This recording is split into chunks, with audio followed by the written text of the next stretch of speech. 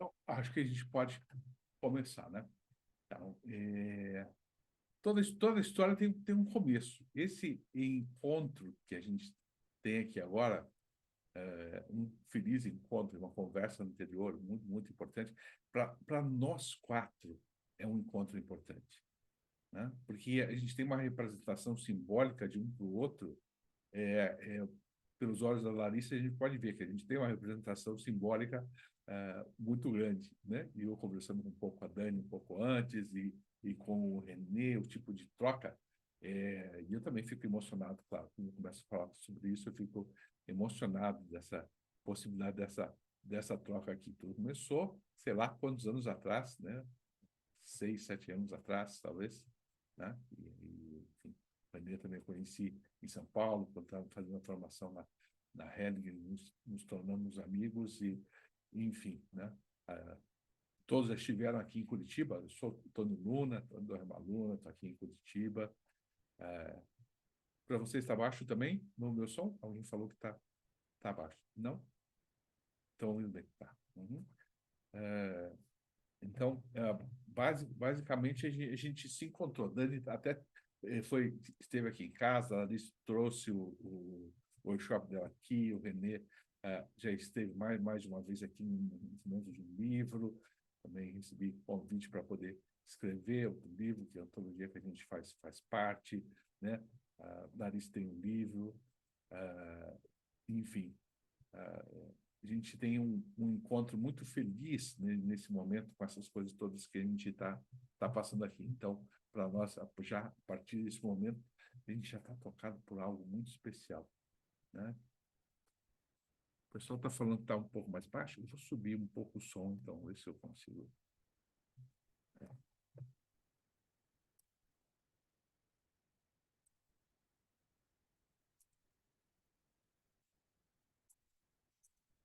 Melhorou para vocês?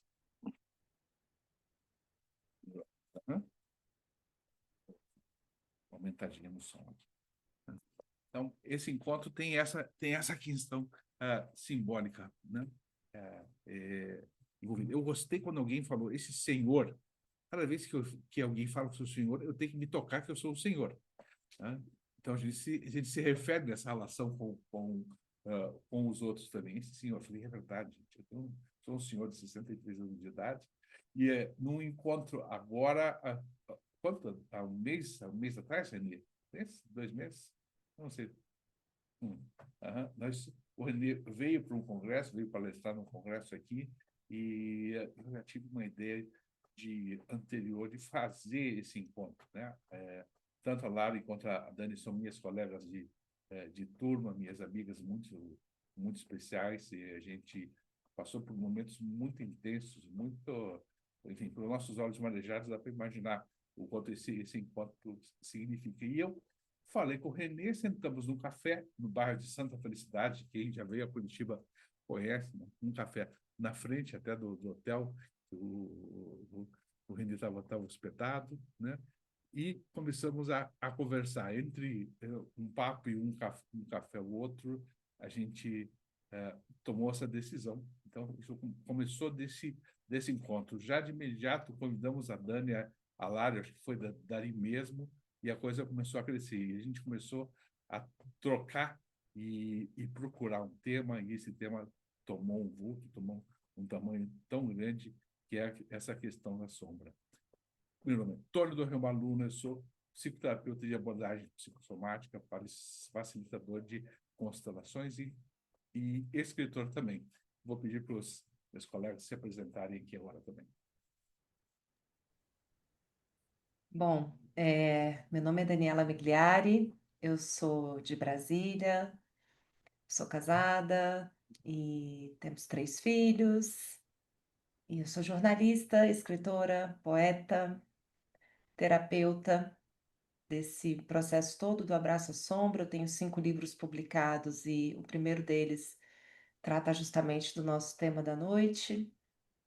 E apesar que o meu caminho, ele é um caminho mais literário e artístico, eu não falo da sombra como quem tenho uma formação em psicologia analítica, nem psicanálise, esse não é o meu caminho, foi um caminho completamente poético, autoral e literário, né? Eu chamava de sombra tudo aquilo que me incomodava em diversos aspectos do meu ser e acabou que isso se comunicou também com muitos corações de psicólogos que trabalham nessa área e que me disseram que tinha a ver com isso, né? Então foi algo mesmo, um acompanhamento de mim mesma nesse processo.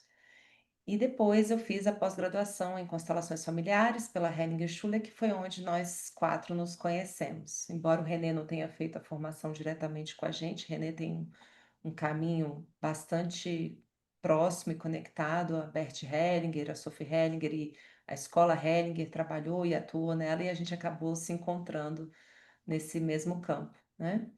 E é isso, eu trabalho atualmente nessa área também. Renê, por favor.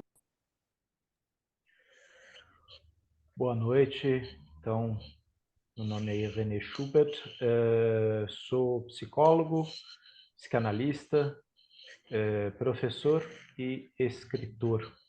E nessa jornada, né, ou como a Dani o chama, né, nessa travessia do autoconhecimento, do autodesenvolvimento, eu fui conhecendo os colegas aqui, né, e esse tema da sombra me acompanha na minha prática clínica, e o livro da Dani é bastante ilustrativo, né, sobre o processo de sombra, sobre esse símbolo, ou, como dizia Jung, esse arquétipo, né, que nós temos, todos nós, sem exceção, né? E com o Otônio, a questão do corpo, né? Então, uma das vezes que eu estive em Curitiba, acho que a primeira vez que eu fui junto com o Tônio foi para trabalhar a questão de psicopatologia e constelação familiar. E sim, nós também tratamos da questão da sombra como sintoma. No caso, sintoma encoberto, oculto. Não aquele sintoma que já está na consciência, mas aquele que persegue. Então, vamos abrir aí para essa troca, né? E passo a palavra aí para minha colega Lari Pedrosa, por favor. Olá, meus amigos. Olá, pessoal. É um prazer estar aqui com vocês. Eu vou colocar na galeria para poder ver a todos. E eu sou mulher. A primeira apresentação que eu quero colocar é eu sou mulher e eu adoro, amo ser mulher. E nem sempre foi assim. Eu já tive muita distância desse ser mulher. Eu até chegava a dizer, eu tinha que ter nascido homem. E aí, nesses processos todos, né, eu tenho minhas formações iniciais, eu sou pedagoga, historiadora, mestre em educação, trabalhei muitos anos com graduação e pós, formação de professores. Eu me aventurei nos últimos 15 anos, pelos estudos das constelações familiares, tive oportunidade de estudar praticamente, acho que com todos os consteladores conhecidos desse Brasil e fora do Brasil, incluindo Bert Hellinger, a escola Hellinger, da qual me deu de presente o Tônio e a Dani. E um pouquinho antes, né, o René, mas isso consolidou. Então, eu fui ganhando esses presentes ao longo dos anos. E como uma boa aprendiz, eu não vou deixar de estudar. Então, hoje eu também faço psicologia, enfim, anexado a essas formações todas. E, como a Dani disse, a sombra, para mim, ela tem um fator mais poético também. Eu não consigo colocá-la mais tão distante de mim, já que eu a neguei tanto nesses intervalos todos do meu caminho de ser mulher, do qual eu dizia que era tão pesado ser mulher. E quando a gente faz um abraço à sombra e a gente realmente se vê ilustrada por ela no seu ser mulher, a gente consegue, então, dar, né, uma luz, uma força para nós e para o mundo através desse conhecimento tão próximo e íntimo. E eu não poderia dizer que eu aproveito, inclusive, né, uma das maiores pesquisas do meu trabalho, que é a relação com a mãe, para começar a olhar para onde nós temos luz e sombra no começo da vida, na origem da vida. Então, estar com os colegas, né, trazendo também um livro do qual eu publiquei, Uma Nova Mulher Curando a Conexão Mãe-Filha, outros materiais que a gente vai escrevendo e vai se desenvolvendo, é para a gente poder, de fato, se aproximar de cada vez mais de quem somos nós, independentemente da parte boa ou da parte difícil que somos nós. E quando a gente começa a se inteirar disso e gostar disso, acho que até o difícil fica belo, fica brilhante. Então, hoje eu quero falar um pouquinho disso com vocês. Muito obrigada.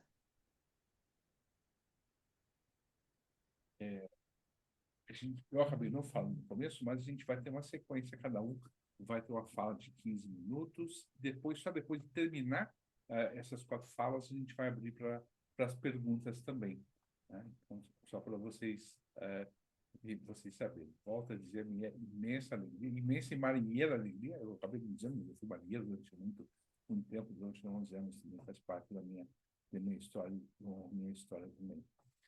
Vou falar essencialmente eu comigo com os colegas, porque eu falo mais, eu vou pedir os colegas de me avisarem, e se vocês acharem que tá em excesso, vocês me avisem também. Ontem no workshop, me deu um tempo de 20 minutos, eu falei 1 hora.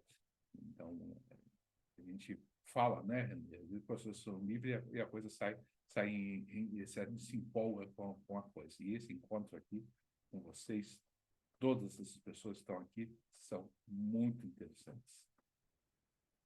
Alguém falou que o som está bem mais baixo, agora eu não tenho mais como aumentar o som. Está todo mundo ouvindo muito baixo ainda? Tônio, veja se você consegue se aproximar do microfone um pouco, meu irmão. Eu estou só engolir o microfone aqui, ver se melhora. Melhora, Melhora? melhora. Uhum. Então tá no direcional. E Renê, o seu microfone também, ele estava roçando um pouquinho e fazendo. Aí você só procura trazer aqui quando você for falar, tá bom? Tônio, eu vou começar marcando, faltando 5 minutos eu mando uma mensagenzinha aqui, tá bom? Tá ótimo. Como é que E tá o aí, som agora? tá ótimo, tá Tá, excelente. Uhum. E para o pessoal que for trazendo, anotando as suas perguntas, a gente vai ter um momento no final para a gente abrir para as perguntas. A gente não vai interromper os primeiros 15 minutos de cada um, tá bom? Então vamos lá, Tônio, estou marcando. Muito bem. Quando a gente fala de corpo, o que é esse corpo num processo terapêutico? Né? O que é esse corpo dentro de um processo de constelação em especial? Esse corpo é essa grande antena que traz todas essas informações, né? Ela traz tudo que é possível que a gente possa imaginar, ela está ancorada nesse corpo. Então, o que significa, e essa é uma forma que eu tenho de lidar nos processos, nos cursos, nas formações que eu tenho participado, é essa atenção em especial. Que constela, ou seja, aquilo que está em cena, é um corpo. E esse corpo traz essa herança, traz todas essas lealdades, traz todas essas informações que a gente pode olhar durante um processo de constelação. A gente pode sentir tocado e pode perceber e pode ouvir o que esse corpo está dizendo sem tentar entender. Então, muitas vezes, eu trabalho com bailarinos, eu tenho gente que faz patinação no gelo, pilotos de carro, em que a gente faz, às vezes, um trabalho essencialmente corporal, isso tem a ver com minha prática de psicoterapeuta, trabalho corporal, para preparar para uma alta performance. Mas o constelador também, não só o constelador, mas as pessoas que são consteladas, é interessante a gente pensar que se a gente entra no campo, é legal que a gente possa estar com esse corpo presente. Agora, um pouco antes de entrarmos, a Dani fez com a gente um exercício de respiração, conforme Power e tal, enfim, né? Trabalhando nessa qualidade de presença. Existe um terapeuta, um fisioterapeuta francês chamado Jean-Paul Rességuier. Ele trabalha na Europa com várias pessoas, vários consteladores, aprimorando essa qualidade de presença do constelador, mas também da pessoa que vai ser constelada. O que quer dizer isso? Para que serve isso? É como se a gente estivesse fazendo uma sintonia corporal e ajustando essa antena, como eu fiz agora um pouquinho, mudei o som, aumentei um pouquinho, a gente fosse fazendo pequenos ajustes necessários para que a gente possa perceber.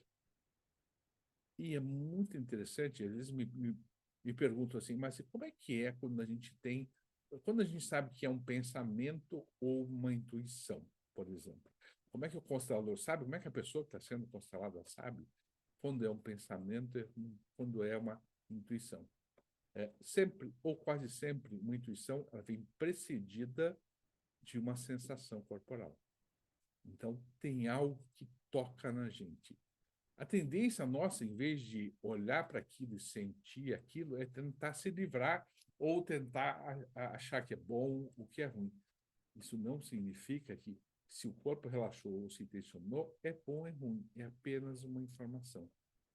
E se a gente tiver a paciência, o Hellinger era brilhante nesse tempo da paciência, né, de observar fenomenologicamente, acho que falei a palavra errada, mas tudo bem, agora já foi. Observar, enfim, da forma dentro do fenômeno, essa informação que está vindo. E às vezes essa informação ela não vem em forma de pensamento, ela vem com uma sensação nos ombros. Percebam que vocês podem estar sentindo agora, né? Ela vem com uma sensação na testa, ela vem com uma sensação nos quadris, ela vem com uma série de sensações no corpo. Essas informações, um pouco adiante a gente vai falar um pouco sobre isso também, essas informações querem dizer alguma coisa. Não é para a gente tentar entender, mas se permitir. Então, tem um conceito importante nessa relação corporal, quando é que essa informação corporal ela vem à tona? Ela vem à tona na hora que ela puder vir à tona. Né? Nem toda informação é para ser compreendida ou entendida ou resolvida naquele momento. A gente tem uma certa urgência internet em resolver as coisas de uma forma muito intensa. Né?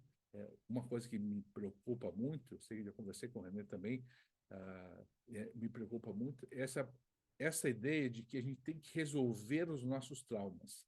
E uma constelação, ela tem a finalidade de resolver um trauma. Sendo que o nosso próprio nascimento é o trauma. Será que a gente precisa resolver o nosso nascimento? A gente já nasce de um processo traumático, muito dolorido, muito complexo. E, às vezes, um trauma que seja até posterior a isso, ou até anterior, ou até de pessoas que vêm antes da gente, eles são fundantes, eles têm uma função de sustentar uma estrutura. Então, esse corpo ele vai indicar o que dá para a gente olhar. Né? E como que a gente vai olhar? Dentro da terapia somática, a gente consegue construir e entender aonde isso se ancora. Então, a gente consegue ler. Eu sou um psicoterapeuta, sou psicólogo, psicoterapeuta de abordagem haitiana. Isso me facilita um pouco da leitura corporal. Às vezes até em vídeo, enfim, até uma forma muito presente. Isso me ajuda a poder ler o que está acontecendo e perceber aquilo que está se manifestando, naquilo que a gente chama de coraças. O Reich dividiu em 7 coraças. Hoje em dia tem outros autores que dividem em outras formas. A gente vai poder perceber o que dá para lidar e o que dá para a gente testemunhar. Testemunhar a existência do outro é modificador. É tão importante que a gente possa olhar, testemunhar empaticamente, sem querer resolver de imediato, né? A gente quer resolver, de repente, a vida de outra pessoa, a gente está infantilizando, está tornando essa pessoa menor.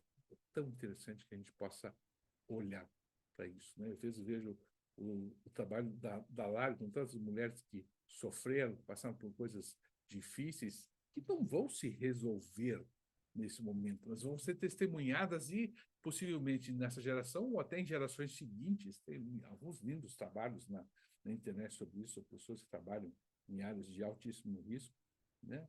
Em que as pessoas que foram auxiliadas entenderam, na minha geração isso não vai se resolver. Eu estou liberando próximas gerações, e estou tendo um ato amoroso de liberar próximas gerações para que isso possa não se repetir mais, né? Esse corpo, essa antena, ele está presente. E o bom da história, o legal dessa história é que quando a gente testemunha isso e a gente presencia esse processo de mudança, a gente é tocado também. Nosso corpo sabe quando a gente é tocado, quando as coisas mudam de lugar, quando as coisas são tocadas tão profundamente que a gente vai para um outro lugar que não tem nome, e a gente não precisa dar nome. Mas isso é precedido ou é contemplado por uma sensação corporal, né? Eu pergunto aos colegas, os que estão, enfim, palestrando aqui junto comigo, a gente está falando, e as pessoas que estão presentes, quantas vezes a gente sai encantado com uma coisa que às vezes a gente demora ou nem consegue entender o tamanho daquilo que é dito, né? Quando as mulheres, e as mulheres têm isso, pelo esse contato feminino com mais intensidade, homens que têm uma ânima, que é um lado feminino mais exacerbado ou mais contatado, né? Conseguem perceber e sentir isso, né? Quando a gente consegue se emocionar com isso, a vida toma um outro sentido. Hoje um paciente me perguntou, a vida tem um destino? Uma pergunta um tanto complexa, né? A vida tem um destino? Eu falei, sim, o destino da vida é a morte. É para esse lugar, é para onde a gente vai. A gente veio com um destino traçado? Sim, a gente veio com um destino traçado. É esse o destino que a gente vai seguir? Aí vai ser o nosso trabalho. Aí vai ser a nossa forma de poder esculpir, desenhar esse lugar. Parte disso, e a comparação, sempre que eu gosto de usar, parte disso, é uma pessoa que vai descer uma montanha de neve e os trilhos de esquis estão sempre ali, antigos. Já há muito tempo as pessoas descem para um lugar. Se você quer traçar um outro lugar, enfim, e entrar na sua má consciência e seguir a um outro lugar, a um novo lugar, é um imenso esforço. Tá certo ou errado? Não tem certo ou errado, tem a sua escolha, né? Tem o seu risco. E tem uma questão de se arriscar e ter algum tipo de confiança nesse processo.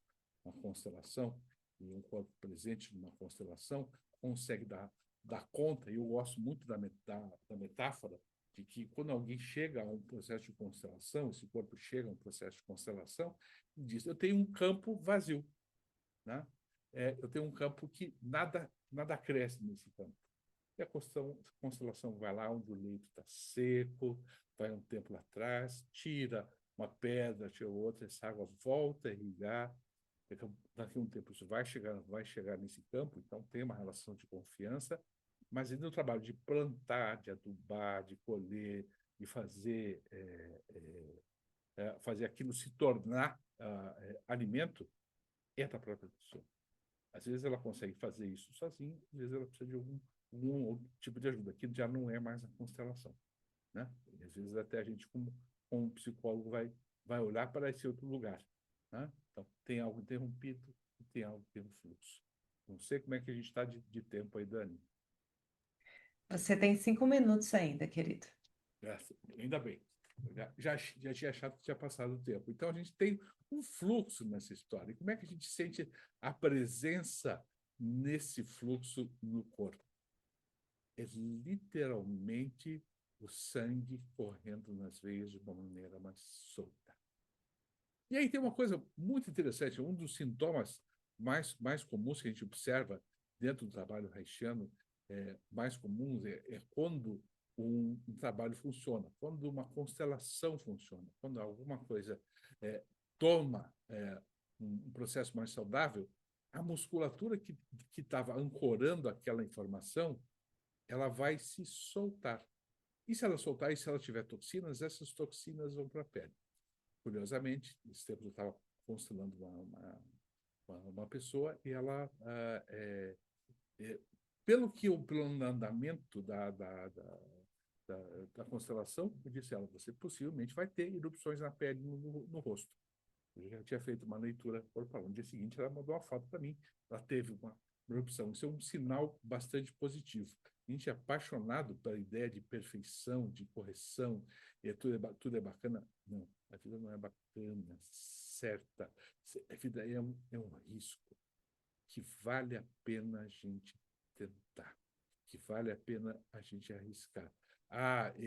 Eu só vou aonde está certo, então melhor ficar em casa, melhor não arriscar. Né? Tem algumas pessoas que usam drogas para poderem ir, só está certo, então está sempre no processo de imaginação, vão ficar presas aos seus gadgets, aos seus aparelhinhos, buscando pequenas recompensas.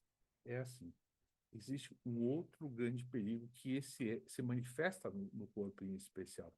É quando isso tudo que a gente enfrenta se transforma em julgamento e em culpa, como se a gente estivesse errando. Em vez de a gente gastar energia no processo de mudança, a gente para, né? E é o que a gente chama de superego, e às vezes superego é cruel. Tem o trabalho de uma psicanalista chamada Marion Minervo sobre o superego cruel, exatamente, que fala sobre isso. Né? Como é que a gente dá conta de consertar isso, de poder ir para um outro lugar? Algumas pessoas de alta performance têm essa capacidade, isso é medida no laboratório, né? A pessoa errou, ela gasta zero de tempo em consertar. Ela muda de direção. Ela simplesmente ajeita. A gente gasta um tempo religioso de culpa, de dever, de acertar.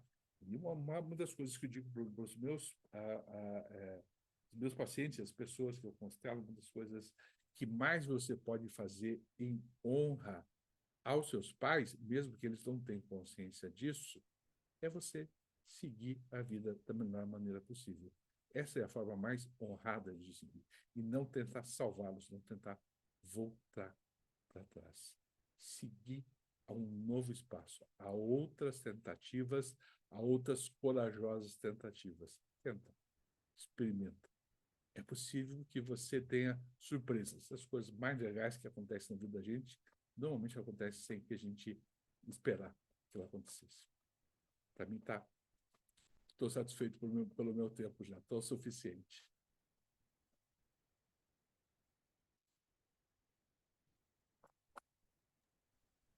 Ok, Tônio. Então, eu sou a segunda aqui na lista e já emendando no que o nosso amigo falou, eu estou contando meu próprio tempo aqui, fiquem tranquilos. Eu me lembro de uma vez na formação, conversando com o Tônio, eu sentindo todas as aflições da minha sombra, sentindo todas as aflições do que eu considerava insucesso. Eu não me sentia bem na minha pele, eu não me sentia à vontade com relação à minha sexualidade. Eu tinha muitos sintomas físicos, eu tinha muitos adoecimentos e não me sentia uma boa mulher, uma boa esposa por conta dessas travas. E a irritabilidade vinha na relação com os filhos, a sombra vindo, vindo, vindo, porque ela estava trazendo as feridas da minha criança interior. E eu me lembro que no meio da formação teve um dia, assim, que a gente precisava estar a cada 2, 3 meses em São Paulo com os professores que vinham da Alemanha. Uma vez por ano eu ia para a Alemanha e passava 15, 20 dias, então foram 4 anos muito intensos dessas viagens. E numa conversa com o Tônio, eu falei, ai, Tônio, eu tô cansada, eu não aguento mais, eu preciso de paz, socorro, o que que eu faço? Eu quero paz. Aí esse moço olhou nos meus olhos, assim, bem no fundo, assim, deu aquela levantadinha de sobrancelha e falou, Dani, você quer paz de quê? De cemitério? Gente, aí eu, "Ah, como assim? Ele é, você quer paz de cemitério? Aí eu, "Ah, não." E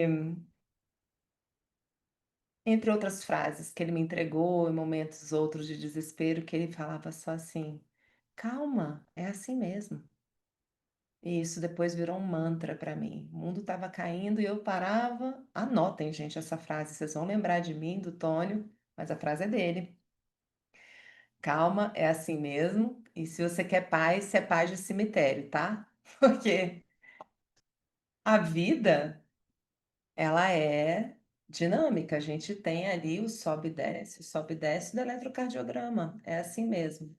E é assim que a gente responde novas perguntas. Eu vejo aqui que tem pessoas, seres humanos aqui mais maduros, pessoas que estão com tempo, espaço, e esse luxo maravilhoso que é dado à nossa geração, de não precisar ficar se ocupando, por exemplo, com o que os nossos antepassados estavam se ocupando, de sobreviver. Depois, numa outra geração, a gente estava se preocupando de conseguir chegar ao fim da vida com todos os dentes na boca, né? Depois deixar todos os filhos vivos, depois ir trabalhar e depois que o filho fosse à faculdade. Agora isso é um luxo da nossa geração, se dedicar ao autoconhecimento. Isso é uma bênção que a gente está fazendo para que não tenha sido em vão todas essas buscas das nossas gerações anteriores, né? Então, esse sobe e desce está falando de vida.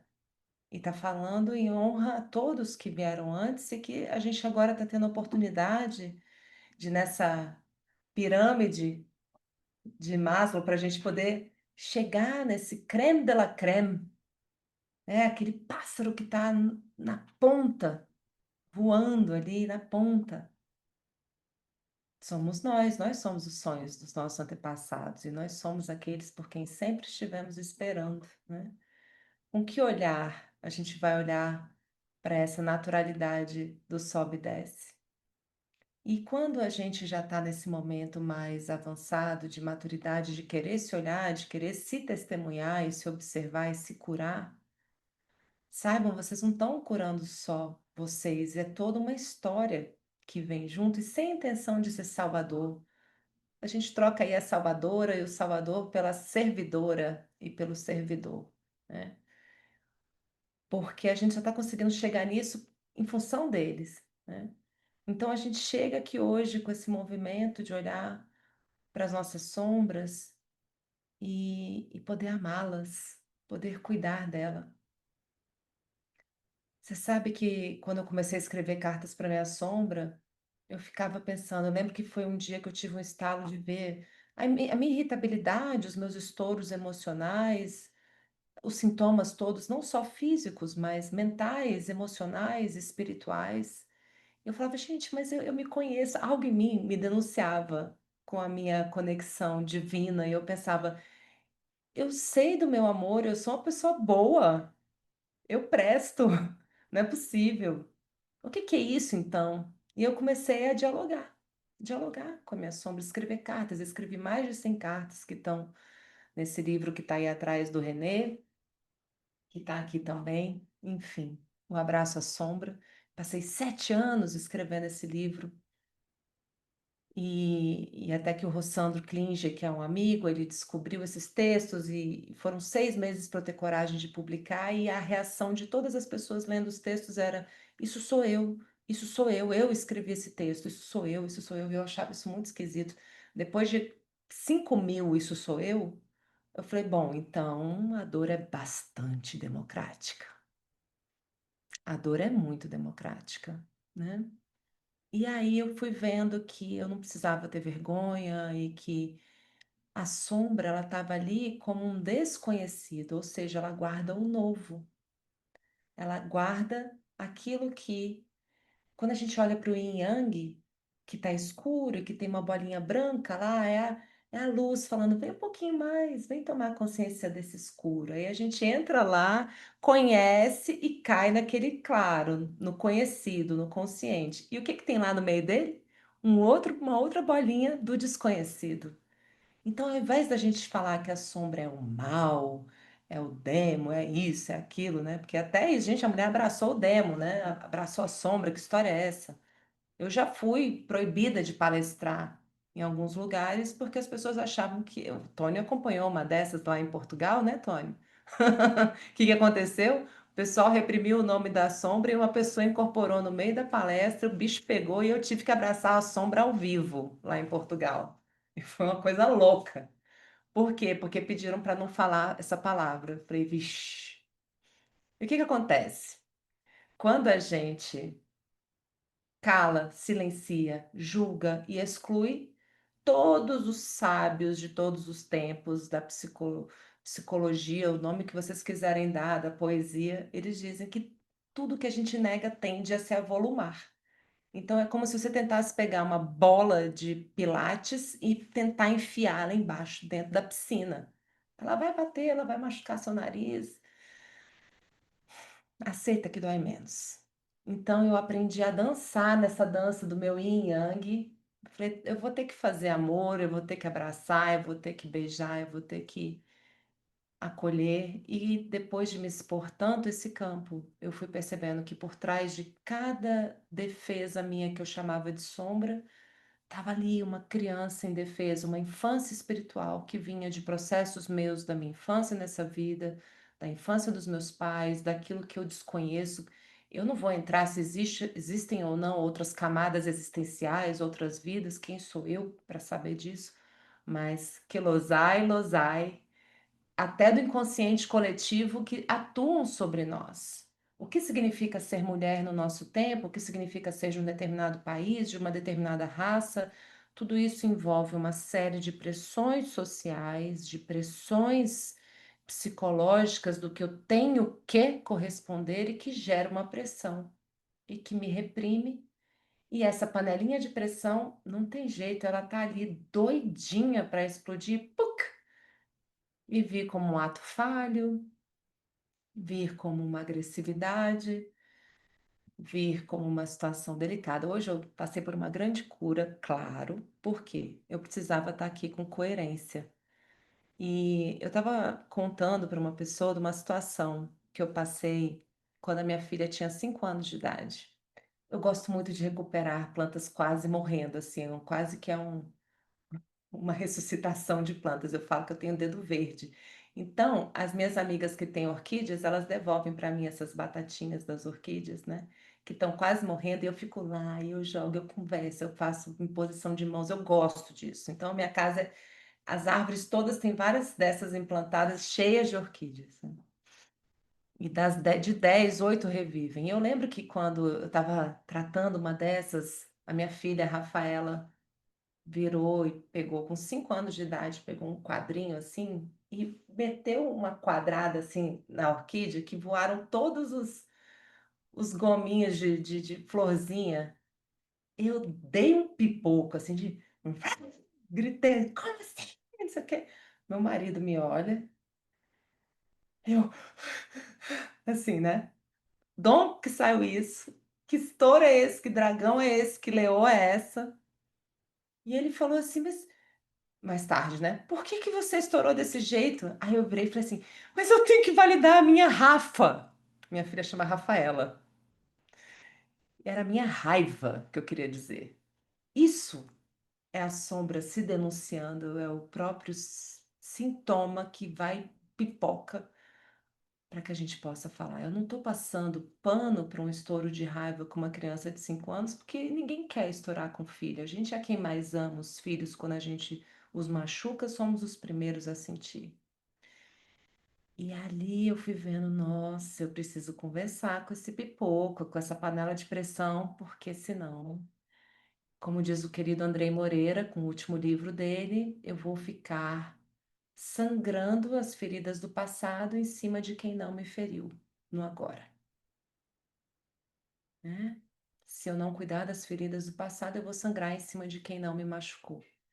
Então, nessa história, eu comecei a escrever, eu comecei a trazer várias coisas e eu comecei a perceber ao longo do tempo que na psicologia é visto quando uma criança está deprimida, está ansiosa e ela está sofrendo, essa criança, você observa ela ali triste ou ela se autolesionando, é uma criança que está fazendo um grito de socorro, certo? Aí, quando você avança para a adolescência, teve até uma série chamada Adolescência. Aquilo ali, a violência, a manipulação e a mentira também são um grito de socorro? Sim, são. A psicologia moderna mostra. Só que aí, quando a gente vira adulto, vira o quê? O rótulo? Maldade obstinada, isso não presta, isso tem que, né? Corta, cancela. Não que não precisemos de limites, não que precisemos de grades, nos casos que é necessário. Às vezes a pessoa está procurando uma contenção, um abraço, e o abraço que ela vai encontrar vai ser só o das grades de uma cadeia. Mas é uma contenção, segurando, né? Então vamos nos abraçar antes da gente precisar chegar nisso, porque eu aprendi a confiar na minha sombra.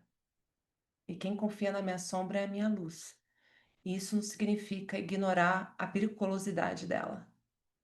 Isso significa estar em contato com ela justamente por isso e ver ela se derretendo, se amansando e ficando muito mais amigável, respeitosa e humana comigo. Por quê? Porque é assim mesmo. Por quê? Porque eu não quero paz de cemitério.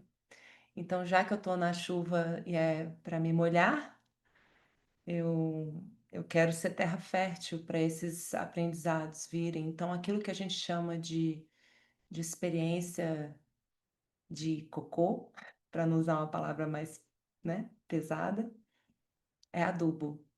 É adubo para as nossas vidas, para o nosso florescimento. E eu digo para vocês que eu estou insistindo nisso desde 2008, em silêncio durante 7 anos.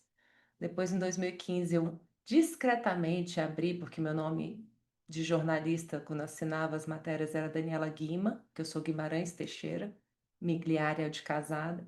Eu falei, eu vou assinar Daniela Migliari, escritora que ninguém conhece, então assim, né? Em um mês, o Facebook tinha, aquela época que não tinha as limitações, os algoritmos, e era tudo porteira aberta. Em um mês, tinham 3.000 pessoas falando, isso sou eu.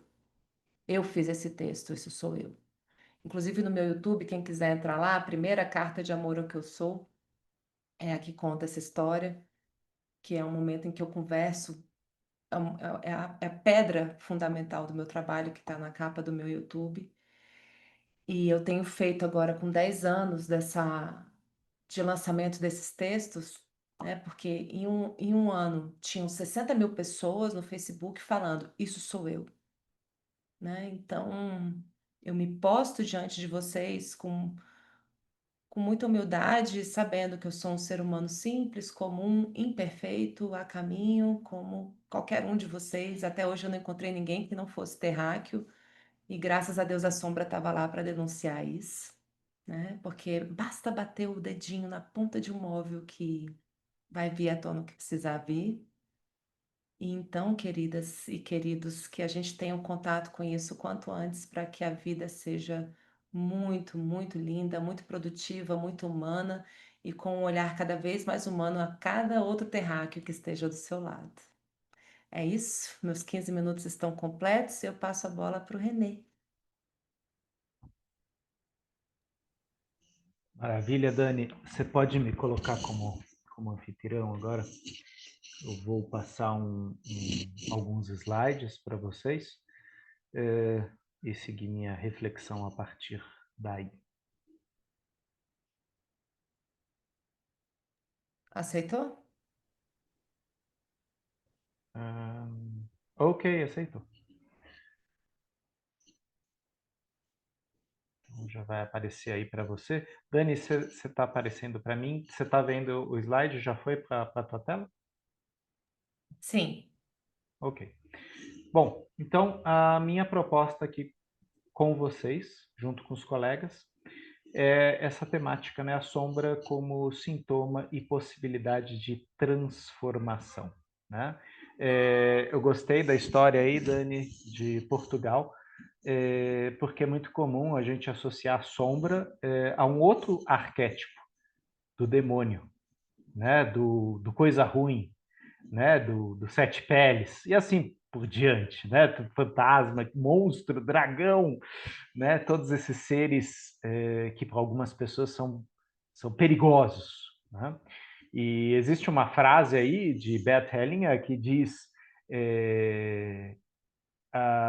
o teu tesouro mais precioso é guardado por um terrível dragão.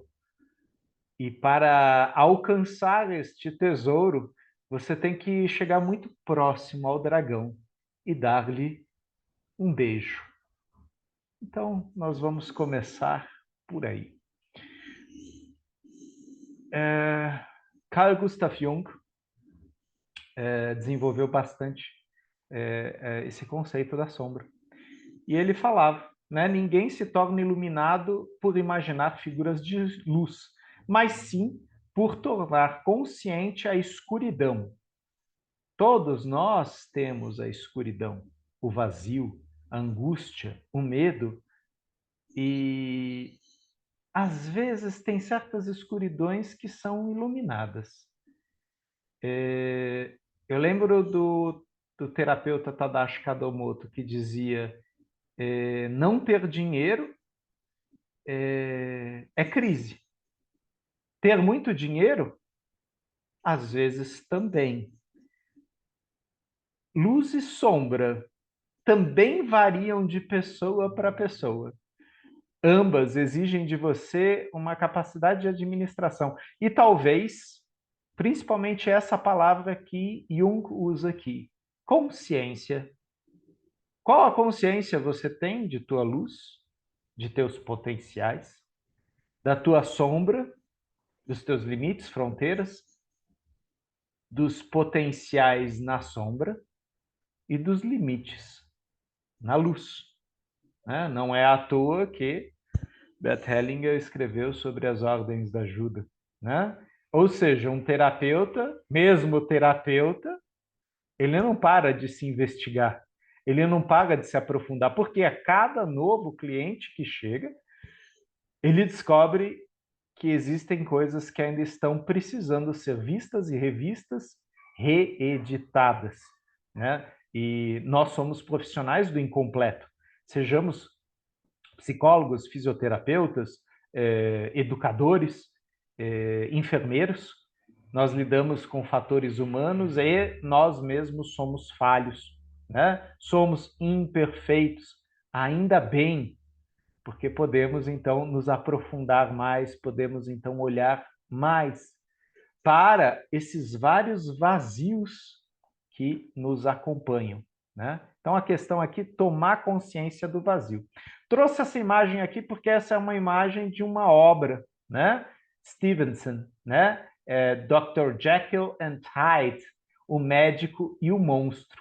E quem leu essa obra sabe que o Dr. Jekyll, ele é uma boa pessoa, gentil, simpático, mas tão gentil, tão simpático que todo mundo pisa nele, né? E ele resolve fazer uma fórmula para ficar um pouco mais firme. Só que a fórmula não funciona. Ele acha que ela não funciona, né?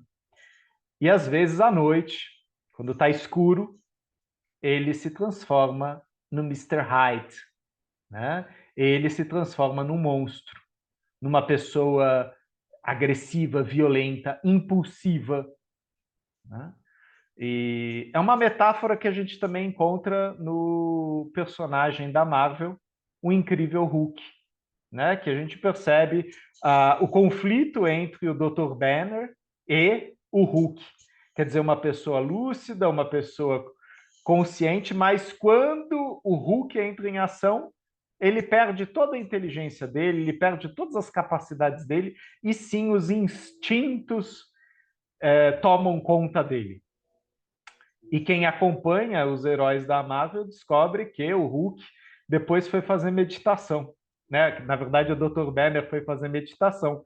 E o Hulk foi ficando mais civilizado. Inclusive, veste roupas que não são rasgadas, né? Ou seja, foi fazendo um processo de autoconhecimento, autodesenvolvimento para que ele não ferisse as pessoas à sua volta, para que essa explosão não fosse inconsciente, não fosse tão ato fálica, né? Porque o Hulk, no começo, quando ele era Hulk, era só ato fálico, né? Sem consciência nenhuma, era acting out total. E aí ele vai lentamente se aproximando desse potencial, que não é monstruoso, mas é potencial. Eu posso transformar isso em poder, né? E, logicamente, isso não significa que o Hulk não tenha problemas, né? Mas, né, ele aprendeu a lidar de outra forma. Frase de Sigmund Freud: quanto mais perfeita a pessoa é por fora, mais demônios a habitam. E aqui, especificamente, Freud está falando desse esforço que a pessoa tem de ser tão normal, tão boazinha, tão perfeita, e ela vai o quê? Encobrindo, escondendo, reprimindo com muita força essas questões que aqui a gente chama de demônios, né? O que é demônio? É muitas vezes uma coisa que era temida e eu escondi, eu não escutei, eu não dei espaço para ela, e aí ela foi ficando cada vez terrível, mais poderosa, né? Porque ela precisava de espaço, então ela acaba irrompendo na realidade, né? Então, o Freud não quer dizer com isso que pessoas gentis sejam demônios disfarçados, mas ele fala dessas pessoas que se esforçam tanto em fazer uma boa impressão e escondem tanto as falhas. Somos todos falhos. E uma boa análise, ela parte do olhar para a falha, né? A Dani chega na análise e fala: então, eu vim aqui porque eu publiquei meu livro, meu casamento está bem, a minha relação com as minhas filhas está bem. Na verdade, eu vim aqui só para falar dos meus sucessos. Dificilmente a gente começa uma análise assim. Lógico que a gente também fala de sucesso em análise. Mas o que pega para a gente numa análise é o nosso sintoma, é aquilo que incomoda, é aquilo que dói, é aquilo que repete, aquilo que falha. É o Hulk que tomou conta sem a gente deixar. E aí depois a gente fala, ups, né? A esposa fala, ups, você fez de novo. A mãe fala, você fez de novo. O chefe fala, você fez de novo. Eu preciso olhar para isso. Eu preciso tomar maior consciência disso.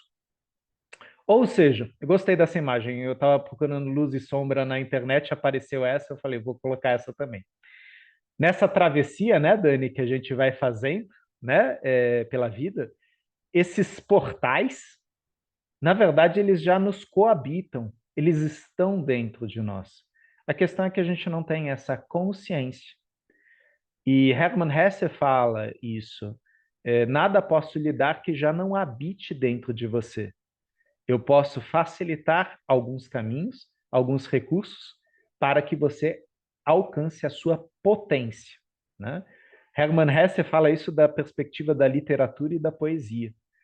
Hermann Hesse era paciente de Carl Gustav Jung, então ele sabia disso, né? Ele sabia desse universo fantástico que ele tinha dentro dele. E ele precisou de alguém que, às vezes, desse alguns empurrões, fizesse algumas interpretações.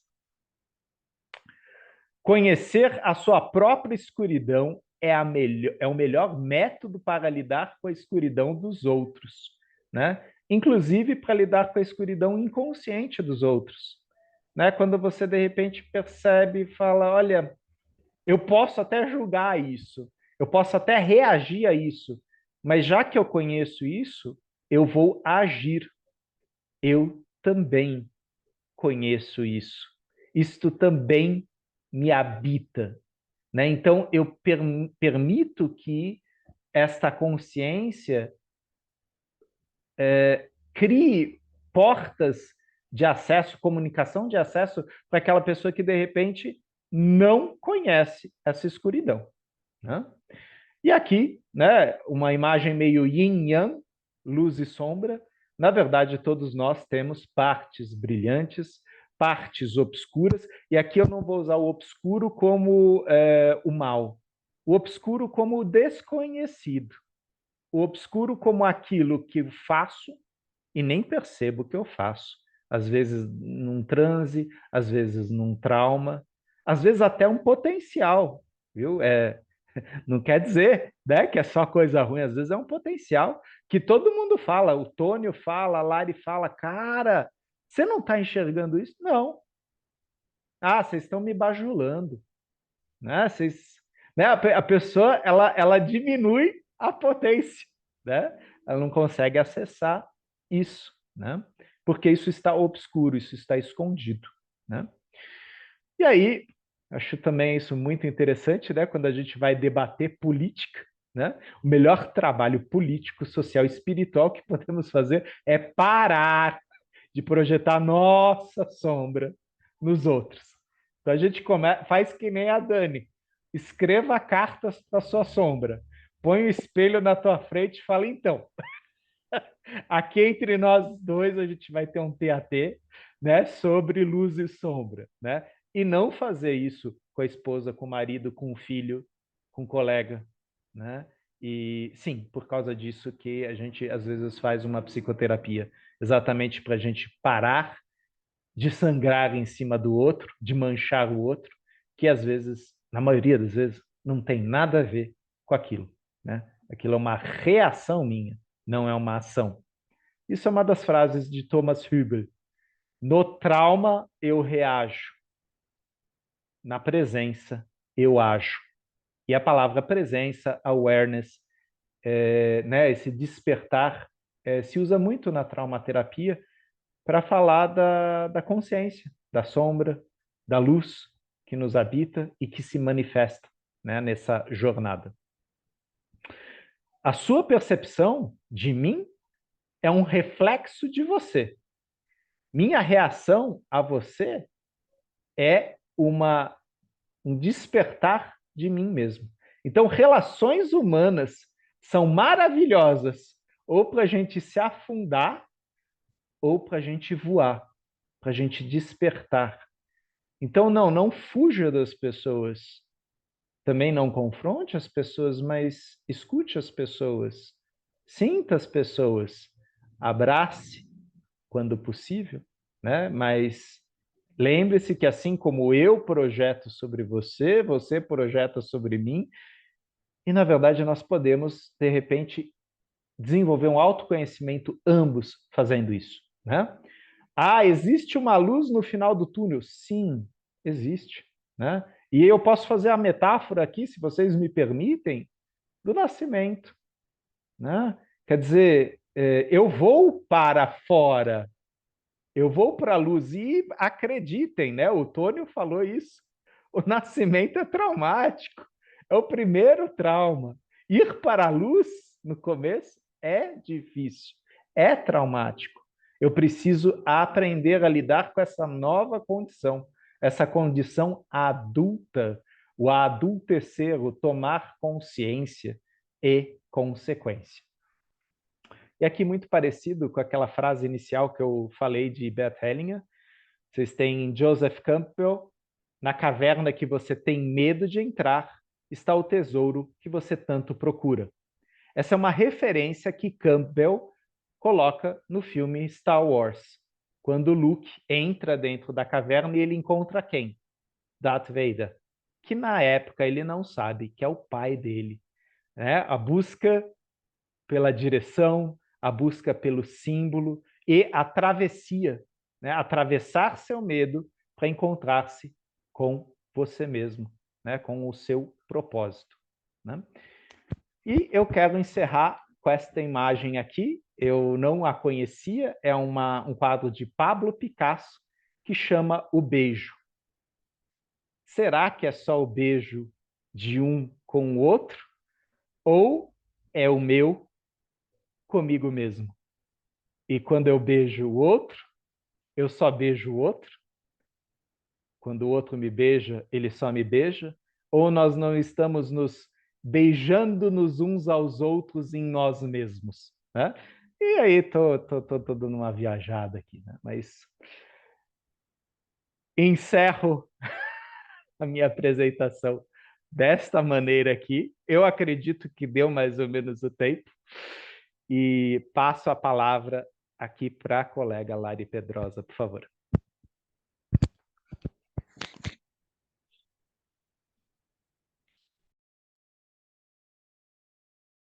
Que gostoso ouvir esses colegas, né? E talvez trazer só um complemento, um pequeno complemento, porque quando nós conversamos sobre essa possibilidade de falarmos sobre o que te assombra, o que me veio foi olhar para também o que brilha, e para esse sim a vida que a gente fala tanto, né? Então me veio a energia, né? Me veio a sensação, o medo de brilhar. Onde escondi o meu sim? Foi essa a proposta, né, que eu trouxe para os colegas e vou trazer para vocês. Então, aproveitando a fala dos colegas e também trazendo Bert Hellinger, quando ele diz que o primeiro palco da vida, né, o primeiro sucesso da vida é o nosso nascimento. É aquele momento em que a gente vive um sim inteiro com a nossa mãe e com o nosso pai, conectados na vida, no destino e no futuro. E sim, a gente topa fazer essa travessia tão profunda e talvez até mesmo infinita, também suportando a primeira maior dor, que é a separação com a mãe. Neste lugar, a gente vive sim para nossa mãe, sim para o nosso pai, vivemos um sim para nós e vivemos um sim para a vida, topando encontrar com a morte lá no final. Se é final, eu não sei, porque o próprio Bert Hellinger diz que com o fim começa. Então, me veio muito isso, porque eu falei, gente, muitas vezes a gente tem medo de brilhar, e esse brilho no meu olhar, na minha percepção, é sobre a alma, é a essência, a existência do ser. Eu vou trazer esse brilho hoje para vocês, pedindo para que vocês façam, né, uma conexão com a alma de vocês, com a verdade de vocês, que começou bem antes desse nascimento, mas que ali começa, de fato, a ser um primeiro palco, um primeiro brilho, uma primeira iluminação. É quando a gente recebe o primeiro olhar da mãe que nos olha quando tem oportunidade, a maioria teve, e diz, isso Bert Hellinger nos trouxe também, eu sou sua mãe e você é minha filha, meu filho. E em seguida, existe um movimento interno também do pai, quando ele tem a oportunidade, eu sou seu pai e você é minha filha, meu filho. Deste lugar, a gente começa a compreender o nosso primeiro lugar na vida. Esse lugar de sermos filhos, filhos dos nossos pais, assim como filhos da vida. E parece que a gente está surfando ainda, caminhando ainda no sim à vida. Pode observar. Parece que a gente vai só recebendo vida, vida, vida, sim, sim, sims, e a gente vai fazendo essa conexão com essa expressão tão grandiosa, que é quando a gente se abre para a vida. Então, ter vida é se abrir para a vida, é estar abertos para a vida, é estar abertos para o sim. Ter sims é estar aberto, é se abrir para os sims. Mas aí a gente vai caminhando e vai percebendo que não é só de brilho, de almas, de luzes e de sims que chega para nós como composto da vida. A gente percebe que existem outros conteúdos, outros fatores, outros movimentos que nos torna filhas, filhos, futuros, né? Mulheres, homens, seres humanos.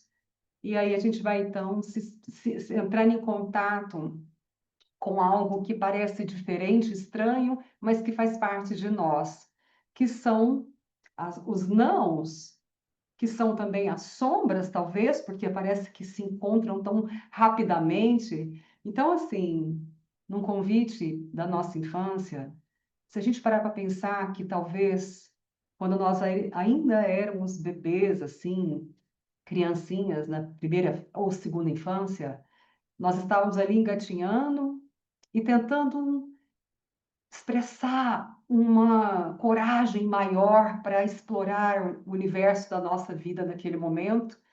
E quem sabe nós tentamos nos distanciar das nossas mães, dos nossos pais, principalmente das nossas mães, e nessa de ir longe da mãe, mesmo engatinhando, talvez a gente tenha escutado, filha, não, não pode ir para longe, não, porque se você for para longe da mamãe, a mamãe não vai deixar você brincar mais.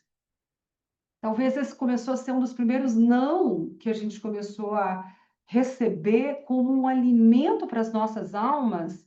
E eu só estava ali, tentando ter coragem para explorar aquele ambiente que estava ali, sei lá se era na minha casa, ou se era num clube, na casa de alguém, mas ali talvez a gente tenha recebido um não, não, filha, não pode fazer isso. Não, filha, não pode ir para longe. Não, filha, se você brincar assim, a mamãe não vai deixar.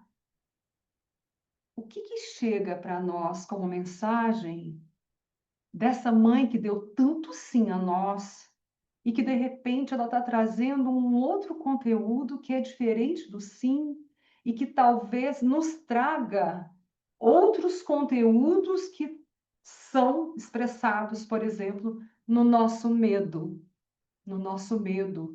de ter coragem, de ousar, de fazer além, de enfrentar esse desconhecido.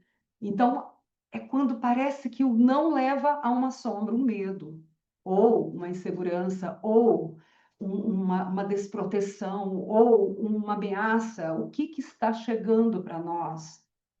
E aí a gente pode perceber que do papai também foram vindo alguns comandos que não pareciam sims, e sim, talvez pareciam mais nãos do que sims, que ali também foi nos abrindo espaço para sentir alguns conteúdos, algumas emoções, alguns sentimentos que eram diferentes daquela alegria do nascer, do crescer, do ser homem, mulher, do ser corajosos e mergulharmos num desconhecido com essa força maior. Então a gente vai percebendo que pequenos atos desde a infância vai nos colocando também próximas de algo que nasce em nós e que muitas vezes não é nosso. Então, às vezes, aquela mãe que falou: não, filha, você não pode continuar, não fica longe da mamãe, senão eu não vou deixar você brincar mais. Talvez ela pudesse ter falado diferente. Parabéns, filha! Que gracinha, que corajosa que você é! Olha, eu confio muito em você. Será que nós escutamos isso na infância? Quem escutou isso na infância? Escutamos mais, não, não pode, não, isso não é para você, não, nós não combinamos com isso, não está dentro das nossas regras familiares, ou nós escutamos, sim, vai, você pode, você merece, isso é para você, isso é para nós, tenha coragem, tenha força, tenha benevolência, a sua capacidade é incrível, eu super apoio você, filha. Olha só como a gente vai se encorpando de memórias que vão mostrando para nós quando é que nós começamos a ter intimidade com o que a gente agora diz sombras. Nada mais, nada menos são variados sentimentos e emoções que caminham por nós e que a gente muitas vezes tenta senti-los de uma maneira mais fast food. Por exemplo, eu não quero ter tristeza, eu não quero ter raiva, eu não quero ter medo, eu não quero me sentir culpada, eu não quero sentir angústia, remorso, mágoa, inveja, enfim, são tantos, culpa, são tantos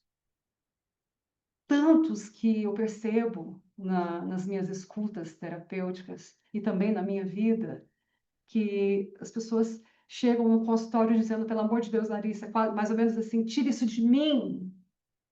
Eu não estou suportando isso aqui. Eu não suporto quem eu me torno com esse conteúdo. Esse mesmo conteúdo que sou eu mesma. E aí, gentilmente, nós vamos recebendo orientações de grandes profissionais, teóricos, enfim, escritores que são estudiosos, foram estudiosos, e vamos sendo convidados a olhar com mais carinho para tudo que nos formou de bom e de difícil, para tudo que foi sim e não em nós, para tudo que é bom e difícil, sim e não em nós. Nós somos exatamente essa completude. E eu poderia te perguntar onde você percebe que a sua alma quis brilhar, mas você se escondeu. Onde você percebe isso?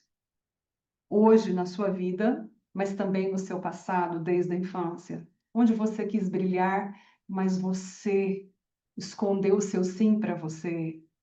Você escondeu um tempo, talvez, de poder olhar para isso e falar assim: deixa eu passar um tempo com a minha tristeza.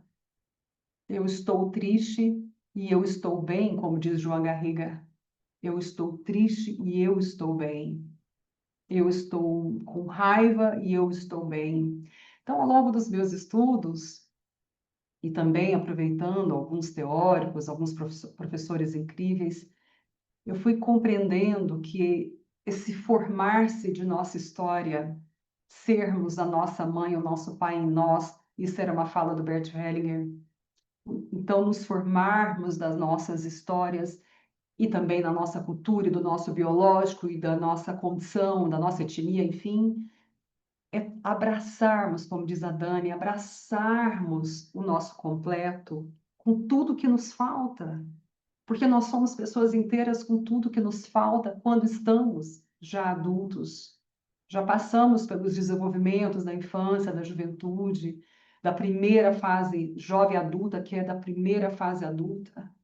E talvez agora já estamos numa fase mais madura e podemos dizer, Lari, agora é o momento de eu olhar com mais ternura, afeto, com sim aberto para algo que também eu sou, que eu não gosto ou não gostava, mas que eu sou, por exemplo, e aí você pode entrar na sua história, entrar na sua realidade e dizer, essa realidade, eu ainda estou brigando com ela, porque eu gostaria que ela fosse diferente. Isso a gente começa na mãe. Quantas vezes nós estamos brigando com uma realidade e só estamos ainda brigando com as nossas mães porque nós desejávamos ou desejamos que ela fosse diferente. Assim acontece com o pai, às vezes um pai ausente, um pai conflituoso, um pai agressivo, um pai infantil. Nós temos tantos modelos de pai e mãe, assim como somos tantos modelos deles em nós, fora de nós, além de nós. Porque nós também somos o que nós construímos e desejamos permanecer. Então a pergunta é: esse, onde escondi o meu sim é um encontro com você mesma, onde você esconde você em qualquer situação. Não só na falta de merecimento, não só porque você ainda está num campo de lealdade ou de repetição desses padrões, seja com mãe, com pai, com avós, com avós, com a própria história social, mas e você? Então, o nosso convite é que você não tenha medo de atravessar todos os seus sentimentos, e ter raiva de mãe não impede você de honrá-la, ter raiva de pai não impede você de honrá-lo, e desses sentimentos você percebe que você pode atravessar, sim, um luto que tem muita tristeza, muita sensação de perda, de separação, de escassez, juntamente com uma mesma fase que você, além de se acolher, você pode estar vivendo um estado de bem-estar. Você pode se sentir, às vezes, em paz em alguns momentos, porque quando você vai se encontrando com a realidade, topando vivê-la, com tudo que ela te falta, você vai dando um sim para o que você é, para quem você é, para o que foi, para quem você foi. E esse é um encontro, mar e rio, de um estado que pode te trazer algo tão magnífico que é esse encontro com você mesma, com você mesmo. para ser você mesma, você mesmo. Porque eu poderia te perguntar, qual sim você pode dar agora para você, que você não tem dado desde a infância? Qual sim que você pode colocar na sua vida? Porque quantas vezes você já sentiu que poderia ir além, mas algo dentro de você diz: não, melhor ficar assim. E esse lugar que parece uma acomodação, né? Tá ali, ó. Você se encurtou para caber em algumas relações ou em alguns espaços de ser você mesma, impede você de fazer o que você fez quando você nasceu, você venceu para nascer. E hoje você pode vencer para estar viva, vivo, de uma maneira autêntica, de uma maneira que você se sente a melhor pessoa do mundo, sendo você, com a sua luz e com a sua sombra, nessa completude de ser você mesma, com tudo que te falta. Então, hoje, esse é o convite, né, que eu quero trazer para vocês, para a gente poder fazer esse abraço, sim, à sombra, mas também à luz, ao seu brilho na vida, e você poder ser você, sem que tenha interferências de quem quer que você seja quem você não é. Vamos trabalhar nisso. Um beijo grande. Obrigada. A gente fica tocado por todas as coisas, provocado, né? Eu acho que se a função desse nossa masterclass é provocar as pessoas, a gente se sente provocado. E é então importante, a gente tem duas escolhas, né? Uma escolha gentil, que é entender assim, então a gente tem coisas a serem... Tá longe ainda? Melhor assim? A gente tem duas escolhas. Uma é seguir fazendo o que a gente está fazendo, enfim, que é uma escolha, ou outra tentar fazer um novo suficientemente diferente. Tá?